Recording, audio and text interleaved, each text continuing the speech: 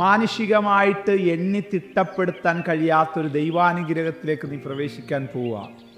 Morning മന്നായിലേക്ക് എല്ലാ പ്രിയപ്പെട്ടവരും സ്വാഗതം. അനുഗ്രഹീതമായി നല്ല പ്രഭാതം. ദൈവവചനം കേൾക്കാൻ നിങ്ങൾ കാണിക്കുന്ന നല്ല മനസ്സിന് നന്ദി. തീർമാനമായി നമ്മൾ ചിന്തിക്കുന്നത് ഐസക് ജനറേഷൻ്റെ പ്രത്യേകതകളാണ്. ഇന്നും നമ്മളത് ചിന്തിക്കുവാൻ പോകുന്നു. 22-ാം അധ്യായം അതിൻ്റെ 17-ാമത്തെ വാക്യം, ഉൽപ്പത്തി പുസ്തകം. ഞാൻ നിന്നെ ഐശ്വര്യമായി അനുഗ്രഹിക്കും, നിന്റെ സന്തതിയെ ആകാശത്തിലെ നക്ഷത്രങ്ങൾ പോലെയും കടൽക്കരയിലെ മണൽ പോലെയും അത്യന്തം വർദ്ധിപ്പിക്കും. നിന്റെ സന്തതി ശത്രുക്കളുടെ പട്ടണങ്ങളെ കൈവശമാക്കും. അബ്രഹാമിനോട് കൽദയരുടെ പട്ടണമായ ഊരിൽ നിന്ന് ഇറങ്ങിത്തിരിക്കുമ്പോൾ ദൈവം പറഞ്ഞ പ്രോമിസുകളിലൊന്നാ, ഞാൻ നിന്നെ അനുഗ്രഹിക്കും. ഇപ്പോൾ ആ പ്രോമിസ് ഒന്നുകൂടെ ഊട്ടി ഉറപ്പിക്കുക, ഞാൻ നിന്നെ ഐശ്വര്യമായിട്ട് അനുഗ്രഹിക്കും.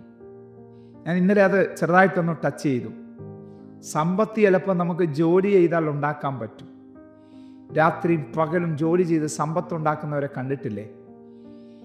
പക്ഷേ പലർക്കും ആ സമ്പത്ത് ഉപകാരപ്പെടുന്നില്ല, അവർക്കത് പ്രയോജനപ്പെടുന്നില്ല. എന്താ കാരണം എന്ന് ചോദിച്ചാൽ, ഇതിനകത്ത് ദൈവത്തിൻ്റെ ഒരു ഐശ്വര്യമില്ല. ഏതൊരു കാര്യവും ദൈവത്തോട് ആലോചന ചോദിച്ചിട്ട് ചുവടുവെക്കുന്നതും എൻ്റെ സ്വന്തം ഇഷ്ടത്തിൽ, എൻ്റെ പ്ലാനിനനുസരിച്ച്, എൻ്റെ പണത്തിനനുസരിച്ച് പോകുന്ന രണ്ടും രണ്ടാണ്. പ്രിയ ദൈവത്തിലെ ദൈവം നിന്നെ ഐശ്വര്യമായിട്ട് അനുഗ്രഹിക്കാൻ ആഗ്രഹിക്കുന്നത്. ആമേ, സമ്പത്ത് ദൈവം തരും, പക്ഷെ അതിനോടൊപ്പം ഒരു ഐശ്വര്യം കൂടെ, ഒരു നിറവൂടെ ദൈവം തരാനായിട്ട് ആഗ്രഹിക്കുക. ഒന്ന്, ഐസക് ജനറേഷൻ്റെ ഇന്ന് നമ്മൾ ചിന്തിക്കുന്ന ഒന്നാമത്തെ പ്രത്യേകത, അവൻ്റെ മേലൊരു ഐശ്വര്യത്തിൻ്റെ, ദൈവികമായ പ്രീതിയുടെ, ദൈവിക ഡിവൈൻ ഫേവറിൻ്റെ ഒരു അനുഗ്രഹം ഉണ്ടായിരിക്കും. യെസ്, ഈ തലമുറയിൽ ഐസക് ജനറേഷൻ പെട്ടതാണോ ഞാൻ നീയും? ആ എൻ്റെ നിങ്ങളുടെ മേലുണ്ട്, ഉണ്ട്. ആമേ, ഒരു സംശയമില്ല കേട്ടോ. എൻ്റെ നിങ്ങളുടെ മേൽ അതുണ്ട്, മറന്നു പോകരുത്. എൻ്റെ നിങ്ങളുടെ മേൽ അതുണ്ട്. അത് ദൈവനാമ മഹത്വത്തിനായിട്ട് തീരുക തന്നെ ചെയ്യും, യാതൊരു സംശയവും ഇല്ല. ഉറപ്പാ. രണ്ടാമതായിട്ട് അവിടെ നോക്കിയേ, നിന്റെ സന്തതി ആകാശത്തിലെ നക്ഷത്രങ്ങൾ പോലെയും കടൽക്കരയിലെ മണൽ പോലെയും അത്യന്തം വർദ്ധിപ്പിക്കും. എണ്ണാൻ പറ്റുമോ ആകാശത്തിലെ നക്ഷത്രങ്ങളെ? അബ്രഹാമിനെ വിളിച്ചിട്ട് ദൈവം പറയാം, ഒന്ന് എണ്ണി നോക്കടാ. എണ്ണാൻ തുടങ്ങി. 1, 2, 10, 100, 1000. കണ്ണുകൊണ്ട് അന്നേരം കാണാൻ പറ്റുന്നതിന് ഒത്തിരി ഉണ്ട്.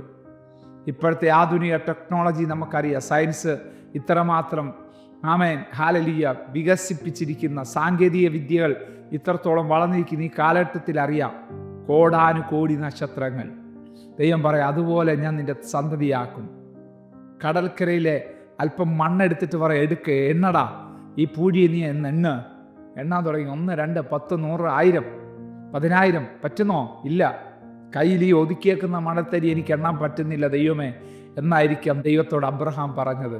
സ്വർഗം പറയാ, ശരിയടാ മോനെ, ഇതുപോലെ ഞാൻ നിന്റെ സന്തതിയെ വർദ്ധിപ്പിക്കാൻ പോവാ, ഇതുപോലെ ഞാൻ നിന്റെ സന്താനത്തെ ആക്കാൻ പോവാ കേട്ടോ. കണ്ടോ, ഇത് നിറവേറിയോ? ഇന്നും ഇത് നിറവേറിക്കൊണ്ടിരിക്കുകയാണ്, ഇന്നും ഇത് നടന്നുകൊണ്ടിരിക്കുക. 21-ാം നൂറ്റാണ്ടിൻ്റെ 3-ാം ദശകത്തിൽ ജീവിക്കുന്ന നമുക്ക് ഇസ്രായേൽ ഒരു അത്ഭുതമാണ്. നൂറ്റാണ്ടുകൾ ലോകത്തിൻ്റെ വിവിധ സ്ഥലങ്ങളിൽ ചിതറിപ്പോയ ഒരു ജനതതി ആത്മശക്തിയോടുകൂടെ 1948 മെയ് മാസം 14-ാം തീയതി ഇസ്രായേൽ എന്ന് പറയുന്ന രാഷ്ട്രം രൂപീകരിക്കപ്പെടുമ്പോൾ അതിനെ പിന്നെ ചലിച്ചത് ദൈവത്തിൻ്റെ കരമല്ലാതെ വേറൊന്നുമല്ല. നിന്റെ സന്തതിയെ ആകാശത്തിലെ നക്ഷത്രങ്ങൾ പോലെയാക്കും, കടൽക്കരയിലെ മണൽ പോലെയാക്കും. റെഡിയാണോ? നിങ്ങളുടെ ജീവിതം അങ്ങനെ മാറി മറിയാൻ ആഗ്രഹിക്കുന്നു. മൂന്നാമതായിട്ട് അവിടെ നോക്കിയേ, നിന്റെ സന്തതി ശത്രുക്കളുടെ പട്ടണങ്ങളെ കൈവശമാക്കും. യെസ്, ചിലത് കൈവശമായിട്ട് ദൈവം നിനക്ക് തരാൻ ആഗ്രഹിക്കുക. കൈവശമായിട്ട് നിന്റെ കയ്യിൽ നിന്ന് അത് പോകത്തില്ല. ഇന്നും ഇസ്രായേൽ ആ ദേശത്തെ ഹല്ലേലൂയ അവർ സ്വായത്തമാക്കി, അതിനകത്ത് അവർ എല്ലാ കാര്യങ്ങളും ചെയ്യുമ്പോൾ ചുറ്റുമുള്ള പല രാജ്യങ്ങളും അവരെ തകർക്കാനായിട്ട് നോക്കുന്നുണ്ട്. 1967 6 ദിന യുദ്ധം നമുക്കറിയാം അല്ലേ? സിറിയ ഒരിടത്ത്, ആമേൻ, ഈജിപ്റ്റ് വേറൊരിടത്ത്, ജോർദാൻ മറ സൈഡിൽ ചുറ്റും നിന്നുകൊണ്ട് ഇസ്രായേലിനെ തകർക്കാൻ പദ്ധതികൾ തയ്യാറാക്കി. പക്ഷെ എന്ത് സംഭവിച്ചു? സ്വർഗത്തിൽ ദൈവം ഇറങ്ങി വന്ന് ഇസ്രായേലിനെ രക്ഷിക്കാനിടയായിത്തീർന്നു. 6 ദിവസം കൊണ്ട് ശത്രുക്കളെ മുഴുവനും പരാജയപ്പെടുത്തി. ലോകത്തിന് ഇന്നൊരു കാര്യം അറിയാം, ഒരു തലമുറ എഴുന്നേറ്റ് നിൽക്കുന്നുണ്ടെങ്കിൽ അതിൻ്റെ പിന്നിച്ചടിക്കുന്നത് ദൈവത്തിൻ്റെ കരമാണ്. ഞാൻ എന്തിനാ ഈ സന്ദേശം നിങ്ങളോട് പറഞ്ഞത്?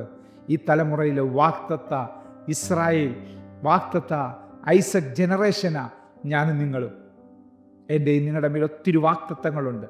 പ്രതികൂലങ്ങളില്ലെന്നല്ല, പ്രതിസന്ധികളില്ലെന്നല്ല, അതിൻ്റെ നടുവിൽ കേട്ട വാക്തത്വങ്ങൾ നിറവേറപ്പെടും. പറഞ്ഞത് ദൈവമാണെങ്കിൽ, കേട്ടത് ആത്മാവിലാണെങ്കിൽ നിശ്ചയമായിട്ടും അത് നിറവേറുക തന്നെ ചെയ്യും. ആ ദൈവവരങ്ങൾ ഏൽപ്പിച്ചു കൊടുക്കാം. കരുണയുള്ള ദൈവമേ, സ്വർഗീയ നല്ല പിതാവേ, അനുഗ്രഹിക്കപ്പെട്ട നല്ല സന്ദേശത്തിനായിട്ട് സ്തോത്രം. ഇടപെട്ട ആത്മീയ ദൂതുകൾ അർത്ഥങ്ങൾ നമ്മുടെ ജീവിതത്തിൽ ജീവനായിട്ട് മാറട്ടെ, സൗഖ്യമായിട്ട് മാറട്ടെ, ആരോഗ്യമായിട്ട് മാറട്ടെ. കൃപപൂർണ്ണം അനുഗ്രഹിക്കണം യേശുവിൻ നാമത്തിൽ തന്നെ. ആമേൻ. God bless you. ദൈവം നമ്മെ അനുഗ്രഹിക്കണം. Praise the Lord. മോർണിംഗ് മന്ന സന്ദേശം ശ്രവിച്ചുകൊണ്ടിരുന്ന എല്ലാ ദൈവമക്കൾക്കും സ്നേഹവന്ദനം. പാസ്റ്റർ ബിനു വട്ടപ്പാറ.